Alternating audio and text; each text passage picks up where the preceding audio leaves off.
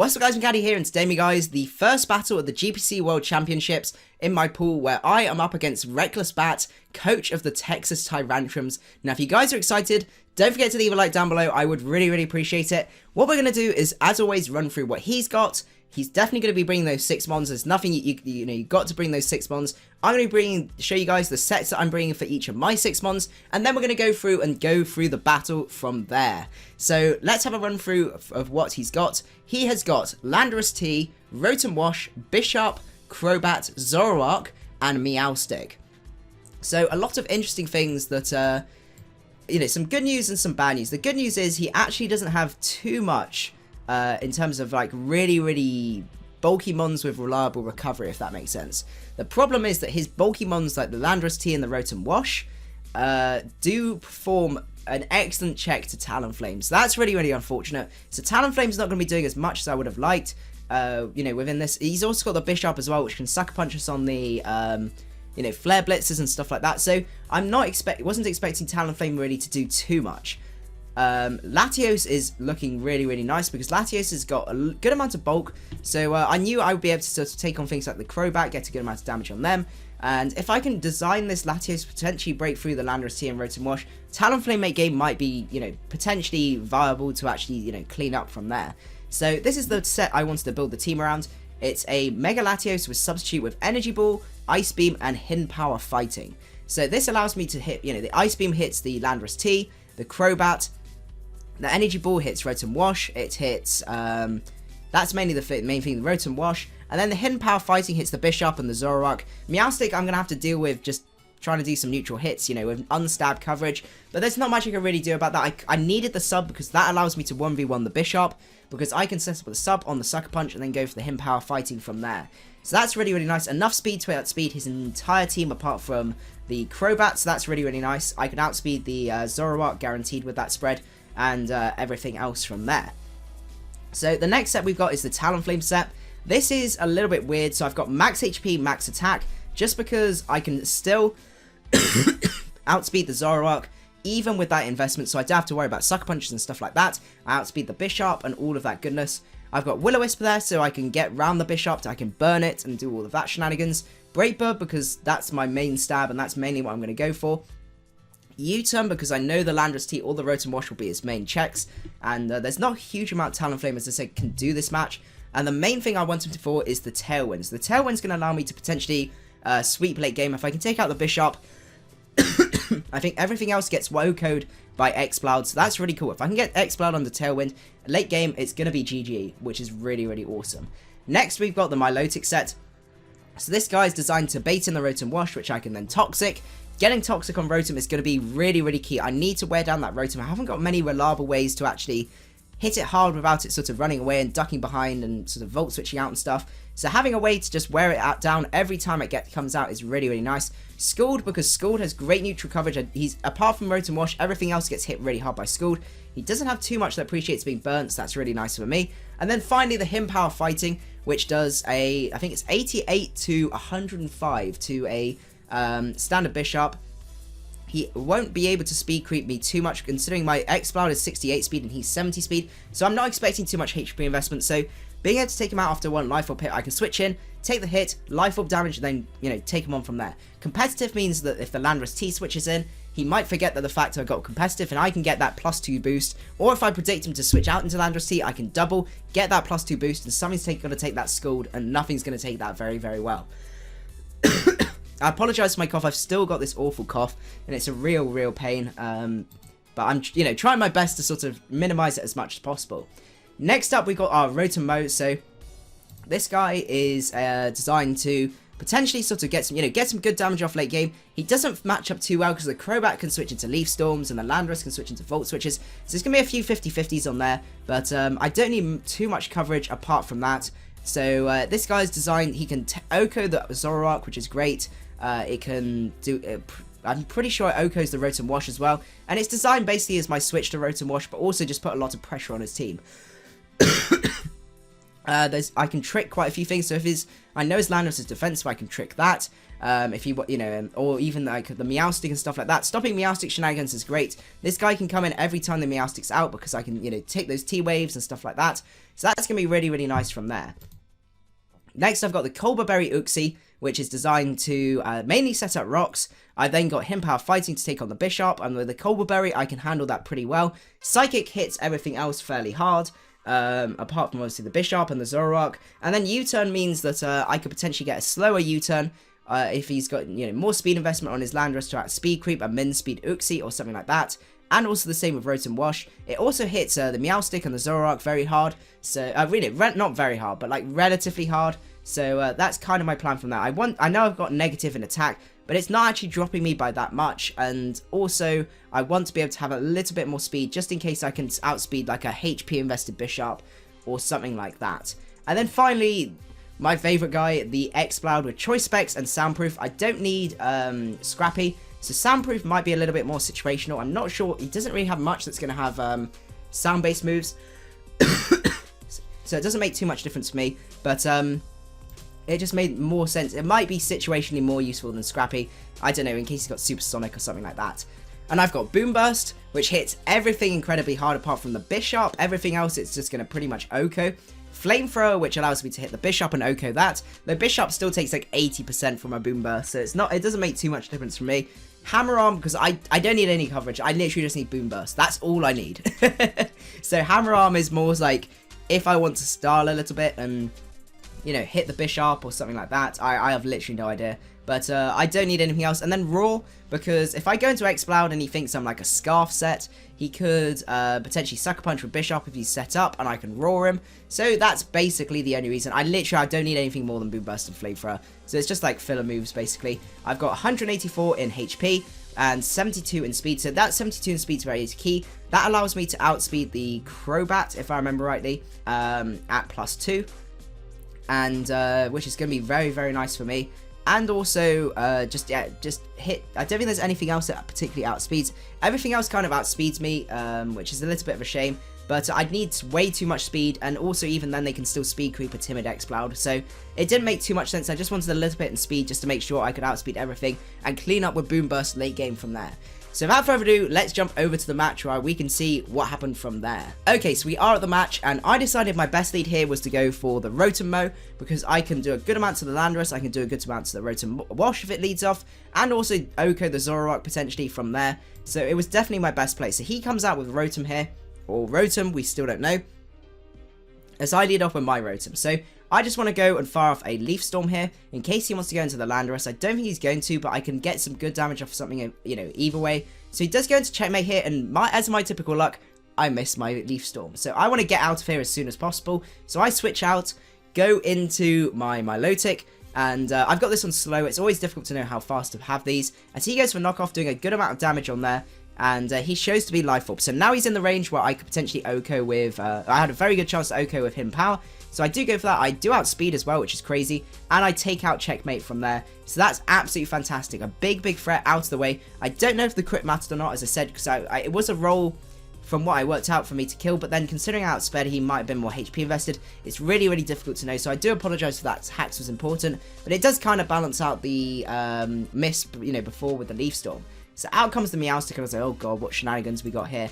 So I switch out, and I decide my best switch here is to go into my Rotom-Mo, because I can take the T-Waves. I don't mind too much being toxic, as he goes to the light screen here. And at this point, I'm like, oh, that's actually not that great, because I've got Special Attacker, Special Attacker, Special Attacker, Special Attacker. So I got a lot of Special Attackers, Mixed Attacker, but most of these Special Attackers. So that's going to be really a real pain. I want to try and cripple this Meowstic if possible. So I just go for the trick here. I expect him to try and set up other layers of, you know, his Reflect or something like that. As he goes to the Psyshock here, so he's scarfed into Psyshock. Now, here I was like, do I stay in? Because if I stay in, I've got to take the Psyshock, but I can then get the slow Volt Switch out and go into something like my Uxie to set up rocks, or even go into my Latios to set up a sub. Or I could just go straight into my Latios and take the Psyshock, but then I didn't want to potentially have him double and cause me problems from there. So I was like, I'll take the damage on Rotom, I'll take it on the chin.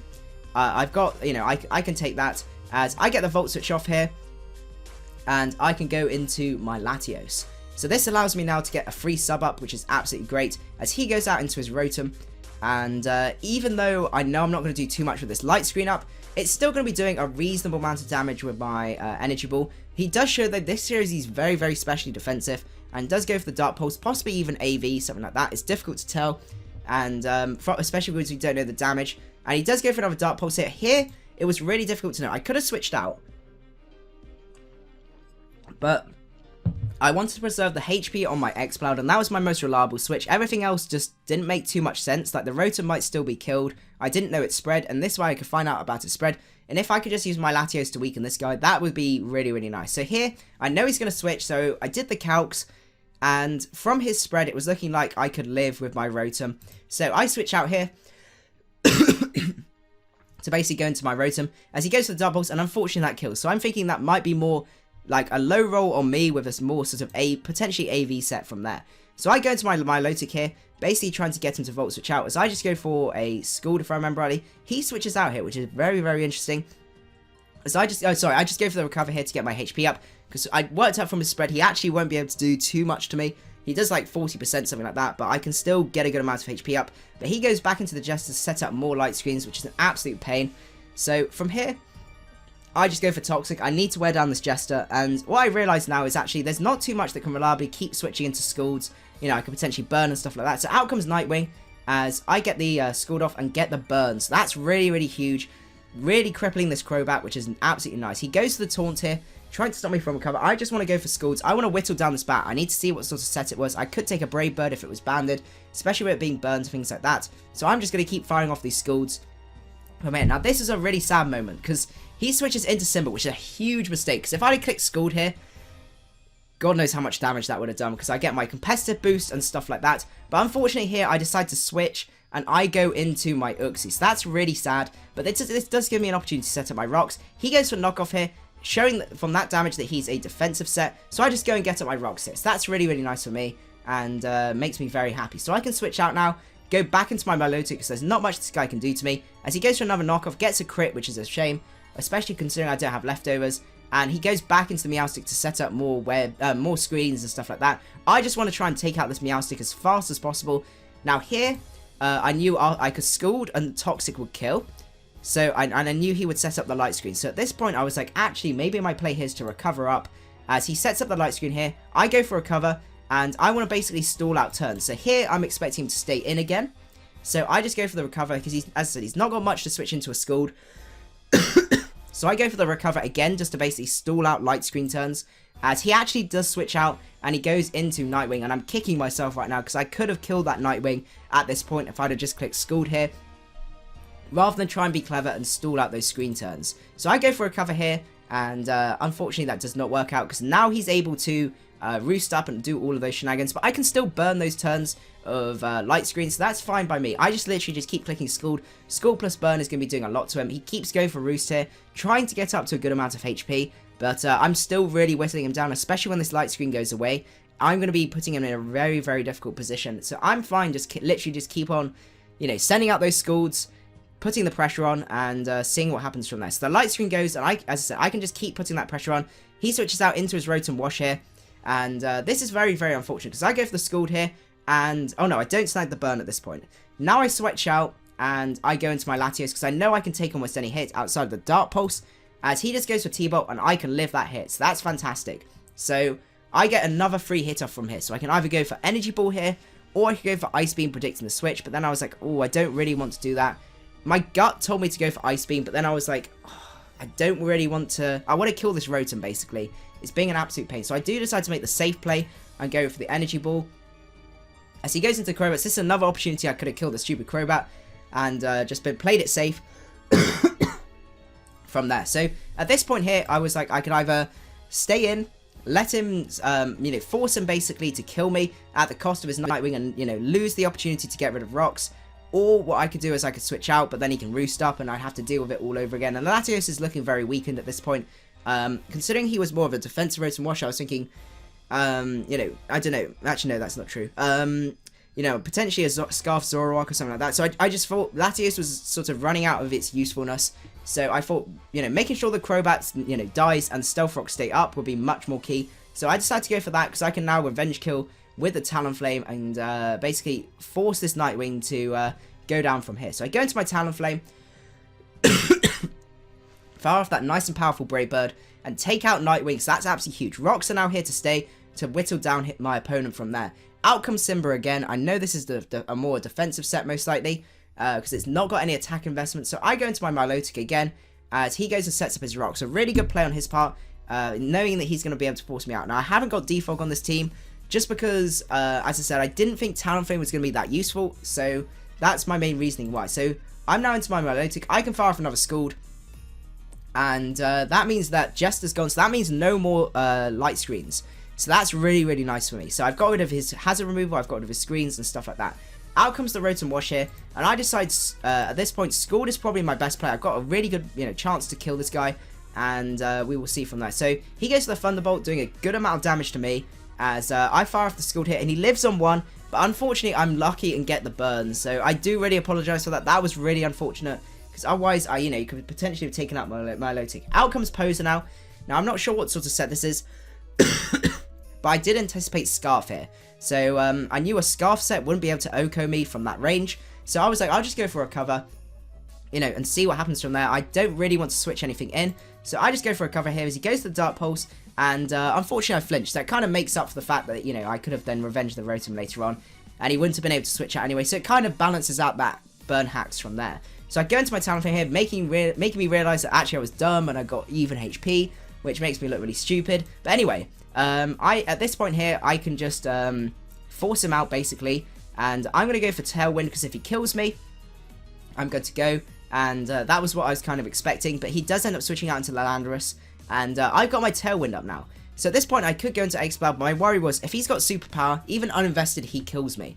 Even with my HP. Oh, it's like a good roll with Rocks. So I was like, I don't want to just switch straight into Exploud, so I'm going to make a middle ground, go into Uxie, and at least use Uxie to wear him down. I can go into Talonflame after this. If Uxie can, burn out the turns of Tailwind and you make use of it, basically, I'll be good to go from there. So he goes to knock off here. I get some damage off. I wanted to go for Psychic, because if he goes into Zoroark, next turn he kills me, and then basically I'm good to go with Exploud to get some, good damage off and start sweeping from there with another set of Tailwinds. So he does go for knockoff here, takes out my Uxie, but I do weaken the Simba, so that's really, really nice. And he's now in a range where if I'd have gone into Talonflame, I could Brave Bird twice and kill. But I go into Exploud here, because at this point, something's got to die. And out comes the Zoroark, and Zoroark is now dead. So that's absolutely fantastic. So the Zoroark's out of the way, and now it's just down to the Landorus, and also the Talonflame. Because we'd have outsped with the, that final turn of Tailwind. I switch out here and go into my Talonflame, because in case I can live that.